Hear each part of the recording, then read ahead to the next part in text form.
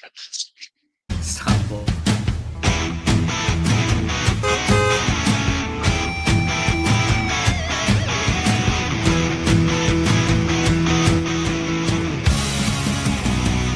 It's Friday Night Live with Vince, pregame, postgame show. Your destination for top high school football previews and wrap-ups with Vince and his team. Buckle up and hang on for Friday Night Live.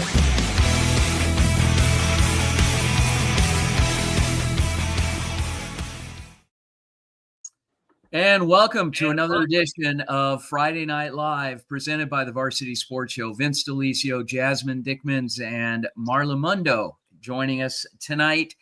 Guys, what a night for high school football. You know, we went around pre-show here and heard from some of our field correspondents just to get some updates and some surprises, some pleasant surprises.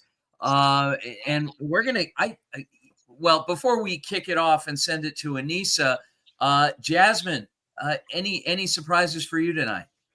Yes, I don't want to spoil you anything yet because we have to keep listening. But yes, I was very, very surprised with some scores tonight. Yeah. And Marla, you being at UNLV, haven't had a chance to follow a lot of Arizona high school football, but based off of what you learned in the pregame show from our field correspondents and some of your own independent research, were there any games that you were really looking forward to tonight? Yeah, during the pregame show, the Gila Ridge Micah Mountain game, I think Ethan Troll sold me on. So I think the ending of the game kind of surprised me a little bit, but I'm excited to hear more about it. All right, let's first send it out. We are going to go to ALA Gilbert North, hosting Canyon View in the 5A semifinal, in one of the 5A semifinals, with our very own Anissa Reynolds, who was on the call tonight. Let's bring Anissa on. She'll be joined by Marla. All right, Anissa, sorry about that earlier. Can you hear us? Yes, I can hear you guys now. Anissa, how are you doing tonight? Hi, Marla. Of course, I can't hear you now. That's so weird.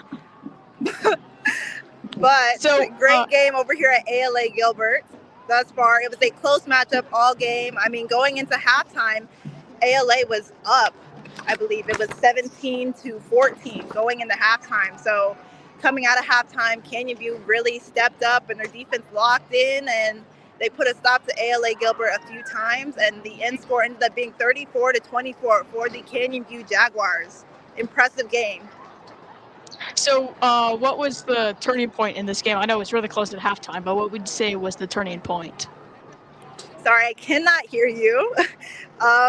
But one of the player of the game tonight was Braylon Anderson. Did great tonight overall. Was a key player in their success. Had a lot of receptions to move them downfield. Had a 40-yard touchdown earlier in the game to gain their first lead over ALA Gilbert. So he showed out and did great. Of course, the running backs did amazing too, and that was one of the best parts of the game. And the turning point of the game, that's a tough one because, sorry, Marla, but that's a tough one just because the game was so back and forth. But I'd have to say it was the final couple minutes of the game where ALA Gilbert had the ball and they were trying to score a touchdown to get in reach of Canyon View, but they couldn't quite. And Canyon View had a fumble recovery, I believe it was, to end up finishing off the game and winning the game 34-24. So, Anissa, what was the best offensive play of the game? I still can't quite hear you, but the best offensive play of the game, like I said, Braylon Anderson of Canyon View had a 40-yard reception touchdown that was amazing. It was the highlight of the game, and it really set the tone in the third quarter, really flipped the switch for Canyon View Jaguars to win the game. Well, thanks, Anissa. We appreciate it. Thank you. Good night, Marla. Good night. We'll see what Jasmine has next with Rodolfo. We'll hit it off, Jasmine. Thank you, Marla. And yes, there he is, Rodolfo. Good night. How are you doing? Good, Jasmine. How you doing? Good. Thanks for asking. So tell me, we talked in a pregame a little bit about the Oak Ridge against Folsom game. Well, let me tell you, this game has been very tight. It's still going on. they're currently in the third quarter with 8 minutes to go. Folsom is up by 7 points. It's currently fourth in the seventh. It's been a tough game, very competitive. And it's actually this team has been one of the best opponents that Folsom has faced throughout the year. What are you expecting to see in the fourth quarter from both teams to try and get this win? I think it's important for both of these teams to be disciplined in the defensive end, because we know how an offensive powerhouse Folsom is. And I think that what will separate both of these teams is their defense. So their defense will mark who wins this game and who eventually wins the section championship. Have you seen any key players and noticeable players that really stick up on this game and make like a very good appearance? Well, let me tell you, somebody that has been pretty much all over this game has been Ryder Lyons, the quarterback, the 5-star quarterback, who has scored a touchdown today and has thrown for a touchdown today. So I think that is a guy who always been in the spotlight. And it's going to be a headline throughout this game, and we'll see how this game ends. Yeah, for sure. Are you daring to throw out any predictions for this game, for the end of this game? Well, let me tell you from right now that we're going to see a 5th straight championship for Folsom. I already called it in the pregame. It's going to be a dynasty. It is official. So, but we'll see. No spoils yet, but we'll see how this game ends. Yeah, definitely. Keep us updated, Rodolfo. Thank you so much for taking time and talking to us. Thank you, And Jasmine. Marla is going to take us away with Ethan. So either we know that Gila Ridge Micah Mountain game was my game of the week, I would say. I mean, it was tough defense all night from Micah Mountain. Why don't you tell us a little bit about that? Oh, boy. Well, it was your game of the week, but my goodness, it didn't feel like it. Gila Ridge, they scored the first 3 points of the game, and after that, their offense was non-existent. It was all Micah Mountain from there. They put up 31 unanswered points. They scored all the touchdowns on offense, and their defense, like you mentioned, oh, my gosh. 3 interceptions, putting that number to 15 on the season, 2 away from tying last season's interception count with 17. And they also had their first fumble recovery in a very long time, since I believe week 2 or 3. That's only their second of the season. By the way, it was a crucial one to help them secure a dominant win over somehow the unfavored Gila Ridge Hawks. And they came into this game with a 71% fan vote to win, and they showed it tonight. Yeah, I mean, obviously you were there. What was your favorite player of the game? Probably defensive player, we know, from that tough defense tonight. There's no one really to point out, honestly, because it felt like everybody just did their job. There's no individual spotlight. There were 3 different players with interceptions. Going into this game, there was only 5 players on the team that had all the team's interceptions, and that spread out to now 7 different ones. So, I mean, you can't really point out anybody specific. Everybody did their jobs tonight. That's great. And then would you say what was the best offensive play? Because, I mean, we can't ignore that offense from Micah Mountain tonight. Micah Mountain, they scored two players scored all 4 touchdowns tonight. 2 of them went to Oxford, the running back, who scored 2 touchdowns in the second half to seal the game. The first 2 touchdowns on the first 2 drives, very first play for Micah Mountain, 90-plus yard touchdown bomb to Riley Carson on the outside one-on-one, and then he gets on the next drive a second receiving touchdown back-to-back, and he's not even just a receiver. He plays corner, safety, kicker, punter, returner, you name it. He's their main athlete. He's the Swiss Army knife. So the most explosive play that we saw was that very first play of the game, and you just knew from there Micah Mountain was going to roll away with this one. Well, thank you, Ethan. Great recapping tonight. Of course. Thank you, guys. Have a good night. Now, Jasmine, take us away with JR from Texas. Hey, JR, good evening. How are you doing? Oh, fairly decent. It's kind of cold and windy over here, and that kind of had an effect on the game. Tell me about it. Eddie Jimenez is the main kicker for Kilgore. He's kicking an average of 20-yard punts. Now, that being said, he was 4 for 4 on the extra points and 2 for 2 on the field goals. They kind of Kilgore just basically like I was talking about it earlier. If Kilgore was able to control that clock, they would do it, and that's the way the game ended. Time running out with Kilgore in possession of the ball. they just shut down the Cardinals completely. The whole aerial attack.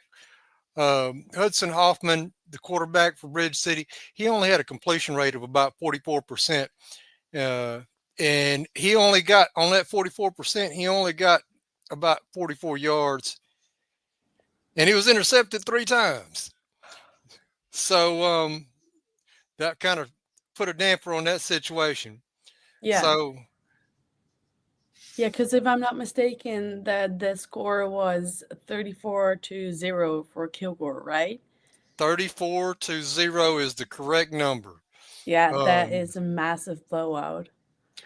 Kason Brooks, the quarterback for Kilgore, threw 14 for 22 on completions for 184 yards. And Isaiah Waters, this is a little unusual. He had 9 carries for 56 yards, and he's usually more of a defensive player. You see him on the defense.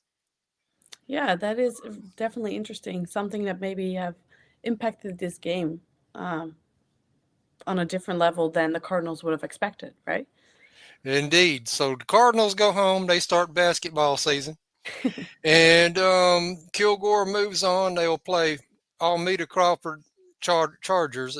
They're out of Rocheron, Texas, for the state quarterfinals next week. Great. Yeah. Thank you so much, JR, for this recap and your insights. We are going to go to a quick break, but don't go anywhere because we have some more exciting news coming up with a very upset or a little bit of a different game that I didn't expect the outcome for. So stay tuned with us. The Angry Crab Shack in Tempe, with an experience so good it remains indescribable, with something for every seafood lover.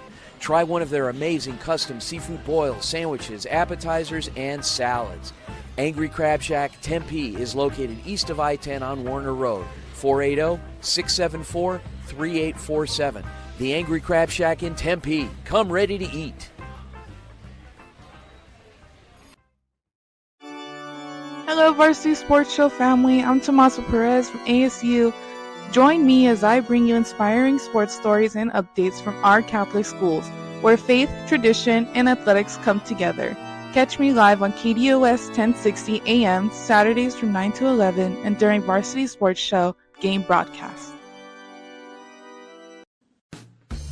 APAC is your one-stop source for all your automotive and heavy-duty air conditioning parts, supplies, and equipment. They're family-owned and have been the Valley's go-to for all your auto AC needs since 1982. Whether it's for your everyday or vintage car, commercial, or off-road vehicle or equipment, APAC has you covered. Call APAC, AAPAK, the AC experts at 602-254-1116 and ask for the Varsity Special to get 10% off your purchase.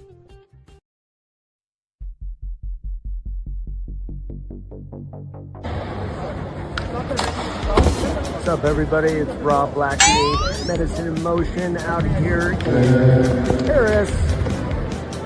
We're here at the Roland Garros.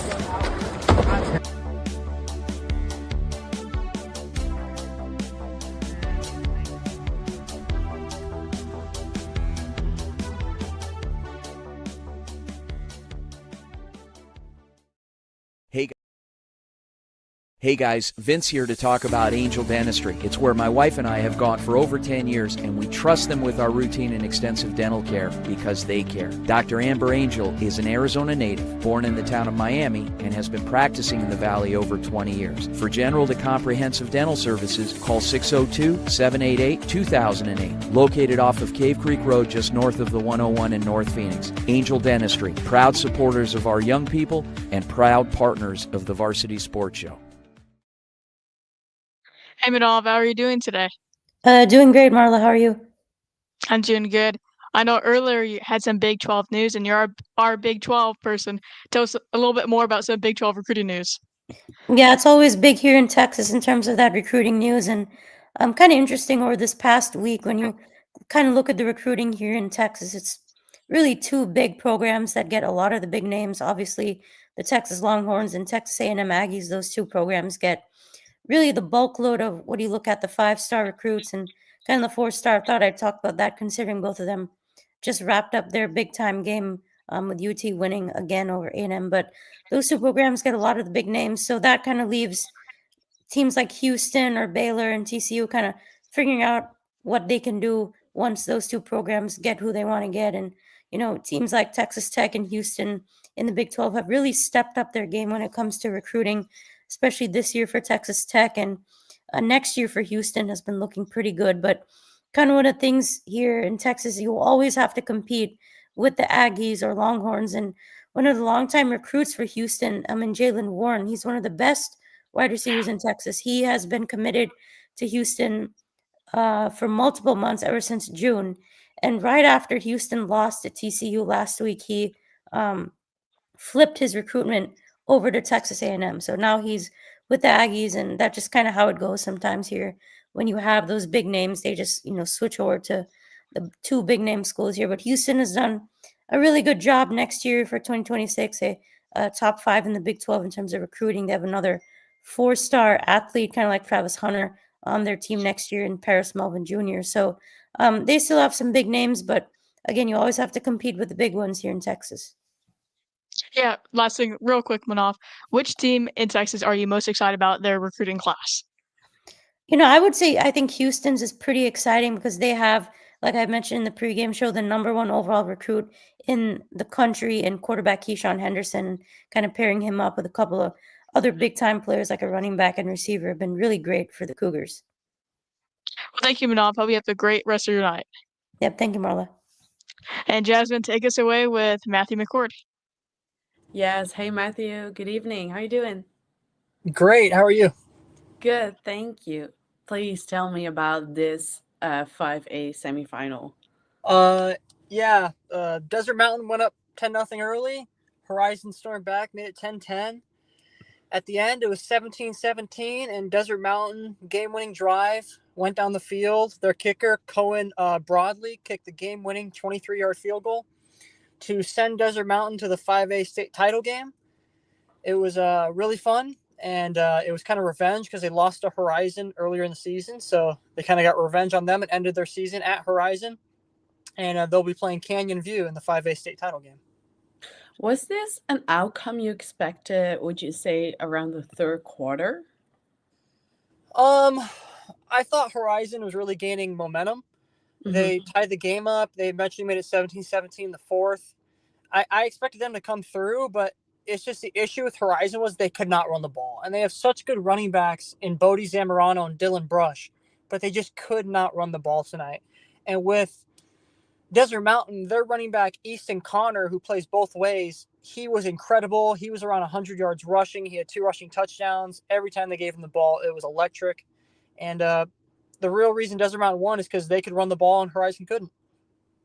Tell me, what was the energy like over there? Oh, my gosh. It was practically sold out. It was completely packed out all the way to the brim. There was this Horizon fan who kept banging his water bottle on the metal seats, and he kept getting yelled at by parents. I mean, it was all over the place. But I mean, the crowds, even the away crowd, the Desert Mountain crowd was terrific as well. So it was good all around, and it was just one of the best high school atmospheres for a game I've ever been around. Well, thank you so much, Matt, for this recap. Have a good night. And guys, we're going to go to a quick break again, but don't go anywhere. We're going to wrap it up after this, so stay tuned with us.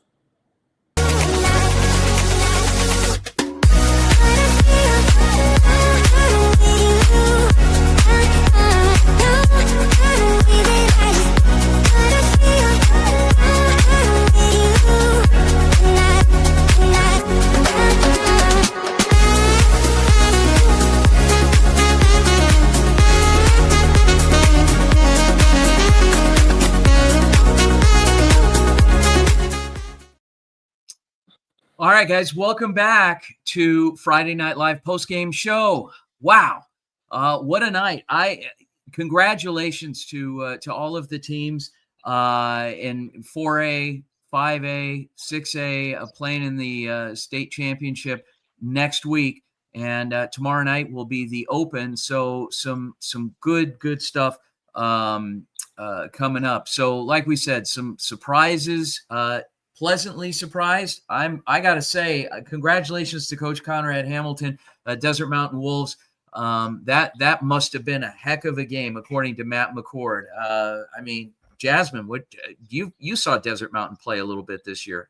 Yeah, no, I was definitely surprised by the outcome of this game, knowing like I've seen Desert Mountain, but I've also seen Horizon Huskies, and like on paper, I think Horizon was the one who would come up on better on top. But yeah, a very good job of Desert Mountain, and as Matt said, like it was the running game that won it from them. So Yeah, and I know, Marla, in all fairness to you being in Las Vegas, you didn't get a chance to see these teams firsthand. But what I will tell you is, even in conversing with Ethan Troll regarding Gila Ridge down in Yuma and the expectation there that they were going to come out and really do something against Micah Mountain. Micah Mountain was a very good team out of Tucson, and we had a chance to see them first game of the year when we did a game out there. The season kickoff, it was a Thursday night game of the week to start the season, and Coach Jay Campos had those guys going even then. So yeah, but I mean, you and Marley, you had a chance to really see Bishop Gorman week in and week out in Las Vegas. What would you compare the level of football with what you saw out there, maybe with what you've heard about some of the teams here? Well, I always say this: Gorman's like Ohio State, and every other high school team is like East Texas. Gorman's just they've got like an amazing field. It's this huge stadium, and they've got really good players. All of them are going D1, like even the bench players. So they just play at a really high level, and they hit super hard, and that really upsets fans if you go somewhere else. Like we went to Shadow Ridge, and they weren't exactly agreeing with the calls because Gorman's just really aggressive. Yeah. Wow. Okay, well, with that being said, one more week of the high school football season next week. Guys, no show tomorrow morning. The Varsity Sports Show, we took off for the Thanksgiving holiday, but we will be back next Saturday morning. Thanks again for tuning in to Friday Night Live post-game show on behalf of our amazing team, as well as our co-host, Jasmine Digmans and Marla Mundo. Sorry, Jasmine. okay, It's late. I'm tired. Guys, have a great night, everyone.